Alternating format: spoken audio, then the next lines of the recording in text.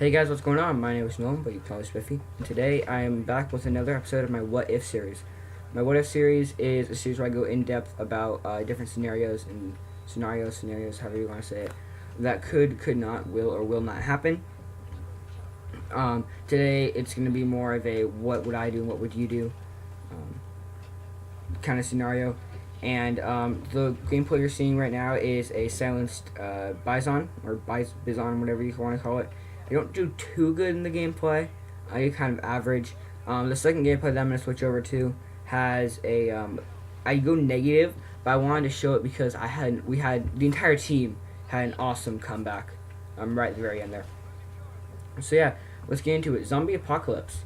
So if a zombie apocalypse were to happen, let's pick a place where it would start. Let's say Russia, and let's say Canada.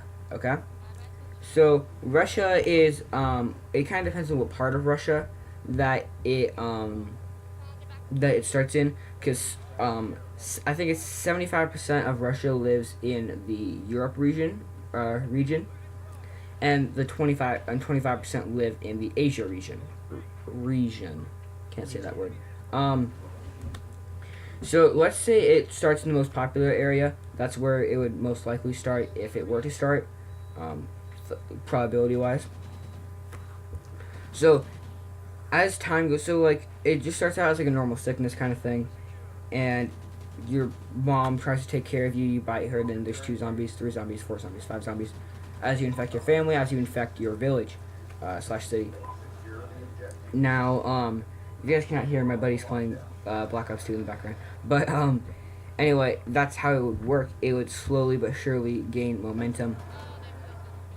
And you can probably get infected by getting bit and getting it's kind of thing where, like, if zombie flesh drops onto you into an open wound, it could also infect you.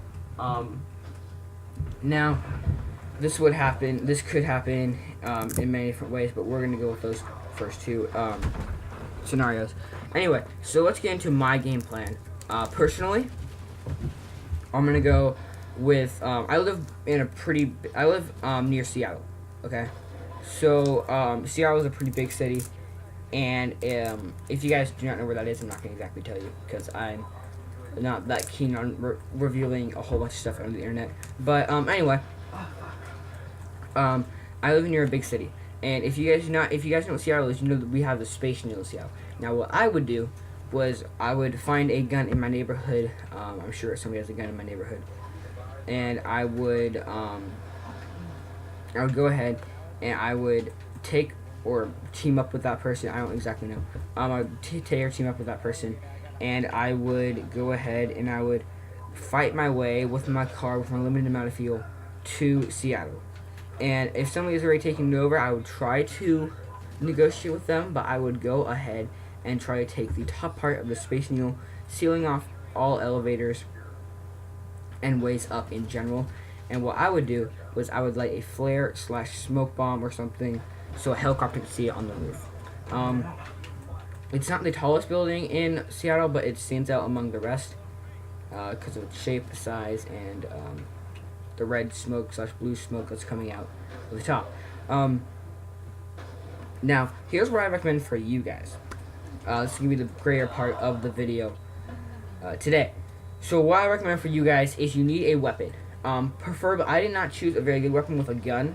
You need you need throwing knives, something that will not alert something, and if you do have a gun, you need a silencer. I do not believe they sell those. I do not own a gun. They do. I do not know anything about that stuff. Anyway, I would recommend getting a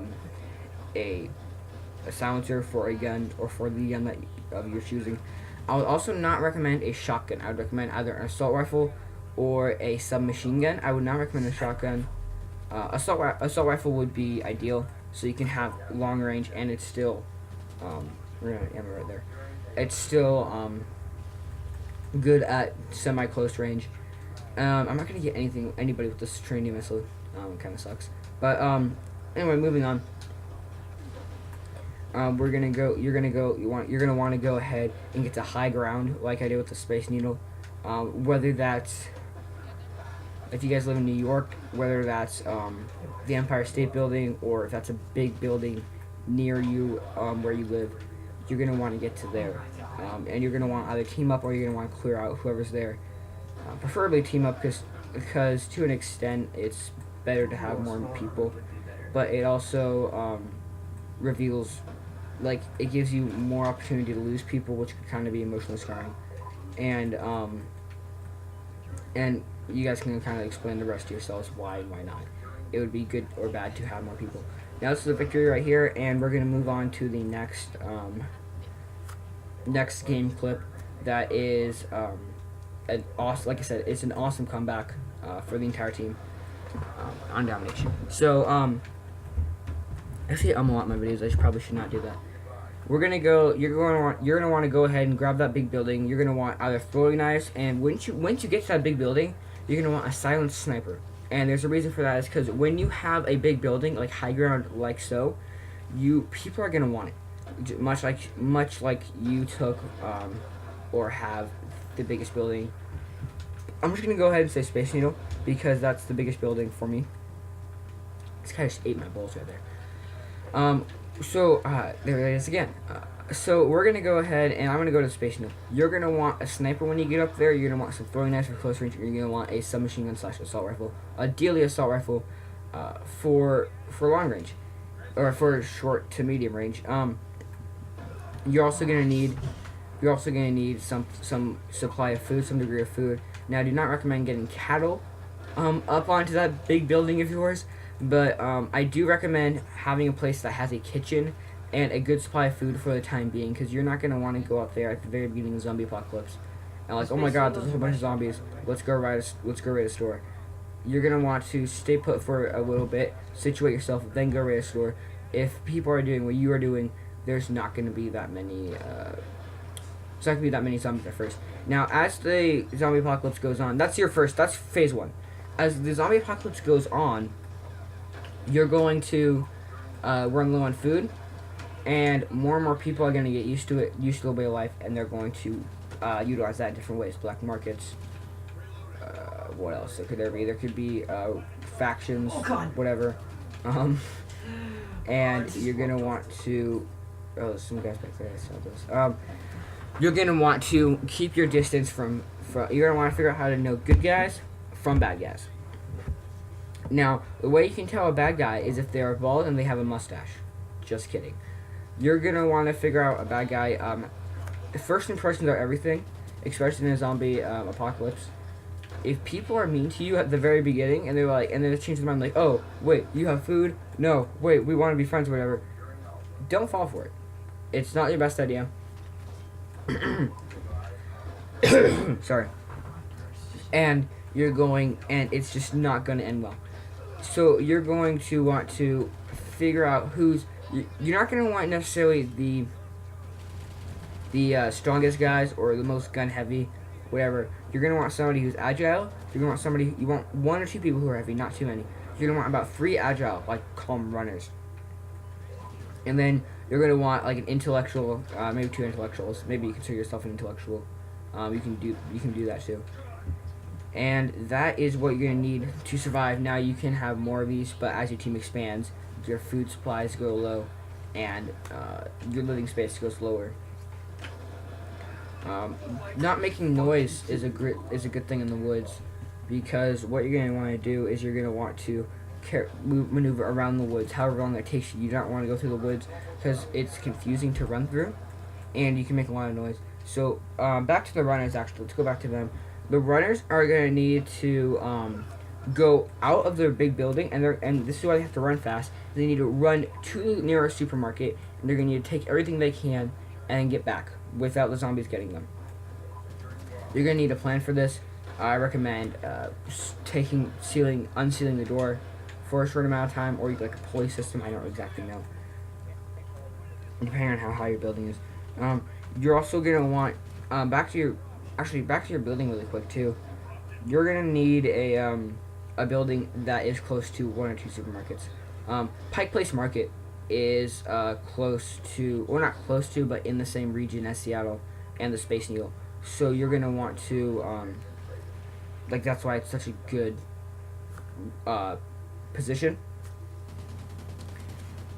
So next you're gonna, so back to your tanks now, your heavies, whatever you want to call them in video game terms. Your heavies are gonna need to hold down the fort. When you have, when you're running low on ammo, they're gonna need to use like a crowbar or something and just smack the balls out of those zombies without trying to kill you. And that is a job for one heck of a man. I'll tell you that right now. So let's also go and let's say that you don't have a runner, or you don't have enough runners, or you're running low on food. This is what you're gonna want to do. You cannot relocate. Once you figure out your establishment, you cannot relocate. It's a bad idea, and it's not gonna end well. Just trust me on this. So what you're gonna want to do is you're going to want to either thin the herd, as they say, which is not a good idea, but it is an option. And I am running low on time here. You're gonna want to either thin the herd, or you're gonna want to start cutting down your meals. Is an idea too. That doesn't necessarily mean killing people. What else could you do? You could do stuff like, honestly, if your group got too big, you can cut down on rules. You can say, "Oh, you screwed up. You took too much food. Well, off with your head," kind of thing, or not.